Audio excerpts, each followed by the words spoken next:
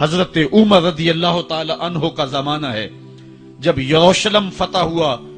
حضرت ابو عبیدہ بن جراح رضی اللہ تعالی عنہ حضرت عمر کو دعوت دیتے ہیں کہ آپ مدینے سے چلیں اور یروشلم میں پہنچیں. حضرت عمر مدینے سے چلتے ہیں.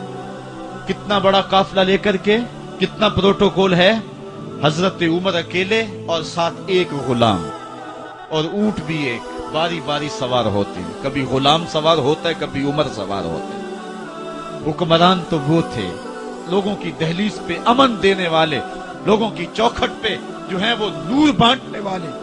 آج کے حکمرانوں نے تمہیں رمضان المبارک کے اندر لوڈ شیڈنگ کا پیکج دیا ہے اور آج بچے بھی تڑپ رہے ہیں اور جوان بھی سسک رہے ہیں, اور ماہ سیام میں جن اذیتوں میں قوم کو مبتلا کر دیا ہے وہ کسی سے مخفی نہیں ہے.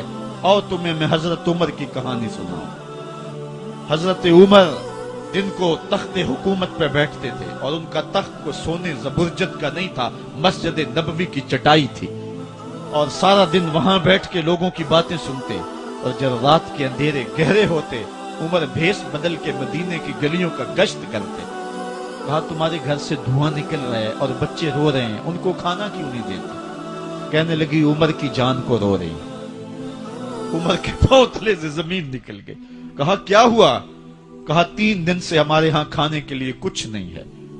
روزانہ بچے روتے ہیں اور میں ہنڈیا کے اندر پتھر ڈال کر کے نیچے سے آگ ڈالتی رہتی ہوں کہ بچے انتظار کر کر کے سو جائیں گے. کم وقت سو بھی نہیں رہے اور وہ پتھر پکیں گے بھی کیا, اور میں عمر کی جان کو رو رہی ہوں. حضرت عمر کا کلیجہ دہلنے لگا.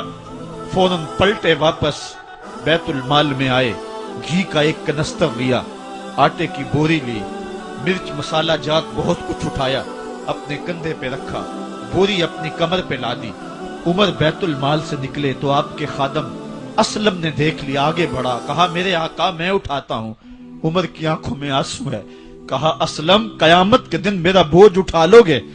کہا قیامت کے دن تو اپنا اپنا بوجھ اٹھانا پڑے گا. کہا عمر کو آج اپنا ہی اٹھانے دو. حضرت عمر وہ گھی کا کنستر اور وہ آٹے کی بوری سر پہ اٹھائے ہیں اور اس خاتون کے گھر جاتے ہیں اور دستک دیتے ہیں. وہ جب دیکھتی ہے اس کی جان میں جان آ جاتی ہے. کہا جلدی جلدی آٹا گوندو, اور عمر سبزی کاٹنے لگ جاتے ہیں. حضرت عمر رضی اللہ تعالی عنہ سبزی تیار کر دیتے, ادھر آٹا گند جاتا ہے اور پھر اوپر چولہا رکھا جاتا ہے, چولہے کے اندر آگ رکھی جاتی ہے, وہ کھانا پکانے لگتی ہے, آگ بجھتی ہے. تاریخ نے لکھا ہے آگ بجھنے لگتی ہے, عمر جھک کر کے پھونکے مارتا ہے. عمر جھک جھک کے پھونکے مارتا ہے. کھانا پک گیا اور بچوں کے سامنے کھانا رکھ دیا. بچے کھا رہے ہیں. اب بچے رو رو کے نڈال ہو چکے تھے. حضرت عمر اپنے ہاتھوں کو اور اپنے گھٹنوں کو اور اپنے پاؤں کو زمین پہ لگا کے, جس طرح بکری کا بچہ چلتا ہے, ویڑے کے اندر کبھی ادھر چلتے ہیں کبھی ادھر چلتے ہیں, تاکہ بچے مجھے دیکھ کے خوش ہوں اور دل میں کہتے عمر جتنا رلایا ہے اب اتنا ہنسانا بھی پڑے گا. تو کبھی عمر امیر المومنین, یہ میں کسی آج کے جو ہے وہ لوگوں کے ووٹوں پہ منتخب ہونے والے حکمران کی کہانی نہیں سنا رہا, میں اس عمر کی کہانی سنا رہا ہوں جو 23 لاکھ مربع میل کا حکمران ہے, آدھی دنیا کا بادشاہ ہے. حضرت عمر جو ہے جس طرح بکری کا بچہ چلتا ہے اس طرح اپنے ہاتھ اور اپنے گھٹنے زمین پہ ٹیک کر کے جو ہے وہ اس طرح چلتے ہیں. بچے عمر کو دیکھ کے مسکراتے ہیں.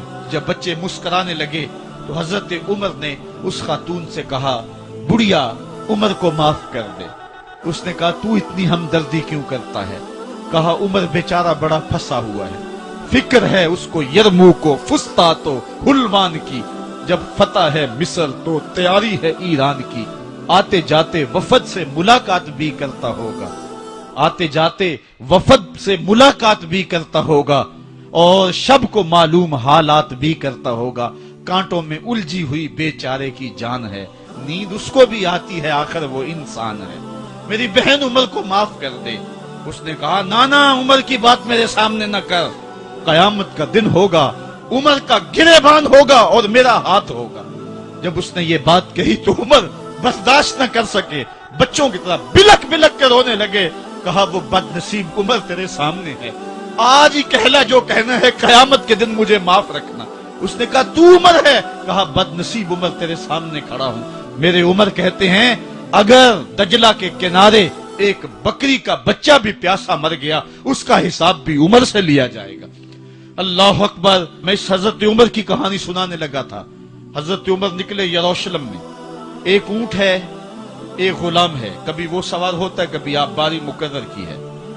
جب قریب پہنچے یروشلم کے تو عمر کی باری نکیل پکڑنے کی اور غلام کی باری اوپر سوار ہونے کی آ گئی۔ غلام نے کہا آقا میں مرضی سے اپنی باری چھوڑتا ہوں، آپ آ جائیں، دشمنوں کے مفتوحہ علاقے میں آ رہے ہیں، تازہ تازہ علاقہ فتح ہوا ہے، اسلام کی شان و شوکت ظاہر ہو۔ عمر نے کہا اسلام کی شان و شوکت ایسے ظاہر نہیں ہوتی ہے، اپنی باری پہ تم بیٹھو گے، اپنی باری پہ میں بیٹھوں گا۔ لوگ منتظر کھڑے ہیں، دور سے جب دیکھا کہا اس کی ہیبت سے کانپتے تھے ہم، یہ تو کوئی حبشی لگتا ہے، رنگ کالا ہے، ہونٹ موٹے ہیں، اس سے تو زیادہ حسین اس کا غلام ہے جو آگے آگے چل رہا ہے۔ حضرت ابو عبیدہ نے کہا دھوکہ کھا رہے ہو، ہمارا آقا وہ نہیں ہے جو اونٹنی کے اوپر سوار ہے، ہمارا آقا وہ ہے جو لگام تھامے آگے آگے چل رہا ہے۔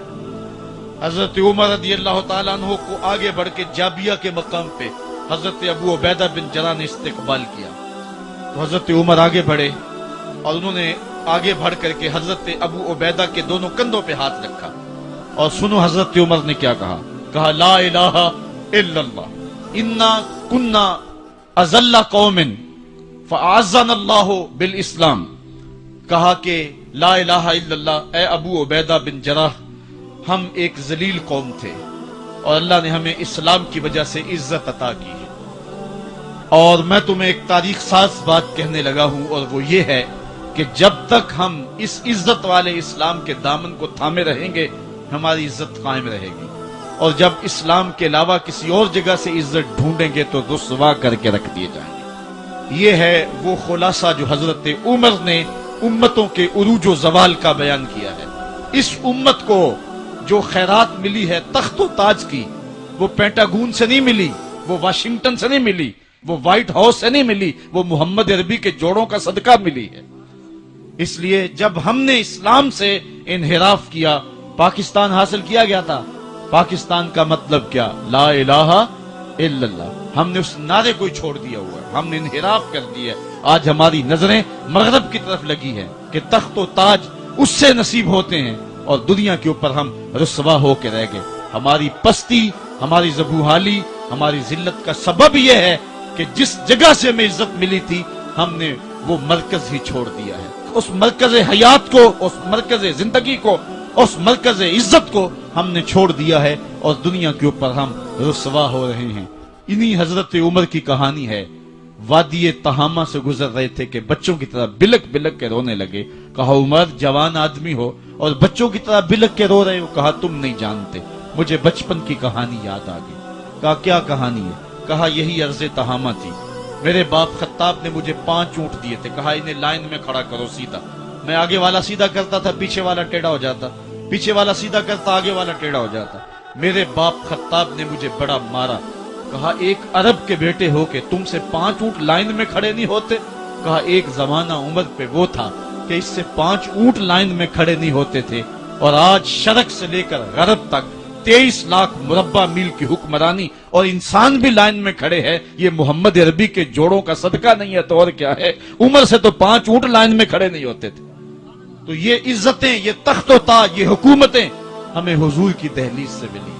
جب ہم نے اس دہلیز کو چھوڑ دیا تو دنیا کے اوپر رسوا ہو گئے اور ذلیل کر کے رکھ دیے گئے۔ آفاق کے ہر ہر گوشے میں قرآن سنا کر دم لینا،